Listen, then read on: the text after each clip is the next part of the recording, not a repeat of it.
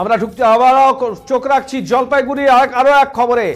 জলপাইগুড়ির কোচবিহার, উত্তরবঙ্গের বিভিন্ন জেলা সহ উত্তরবঙ্গের কোচবিহার, জলপাইগুড়ি, আলিপুরদুয়ার এবং দার্জিলিং ও পার্বত্য অঞ্চলে 20 থেকে 24 মার্চ পর্যন্ত মেঘলা আকাশ থাকার সম্ভাবনা রয়েছে। সেই সাথে ঝিরিঝিরি বৃষ্টি ও ঝোড়ো হওয়ার সম্ভাবনা রয়েছে। জলপাইগুড়ি জেলা জুড়ে গতকাল রাত থেকে বিক্ষিপ্তভাবে ঝিরিঝিরি বৃষ্টি শুরু হয়েছে। পাশাপাশি 24 মার্চ মাঝারি বৃষ্টির সম্ভাবনা রয়েছে। এদিকে কৃষি দপ্তরের পক্ষ থেকে কৃষকদের সতর্ক করা হয়েছে, সর্ষে ও আলু পরিণত হয়ে গিয়ে থাকলে তা তুলে মজুত করার কথা বলা হয়েছে। সেই সাথে কোল্ড স্টোরেজে আলু রাখতে গিয়ে গাড়ির লাইনে দাঁড়িয়ে থাকার সময় গাড়ি ত্রিপল দিয়ে ঢেকে রাখতে হবে।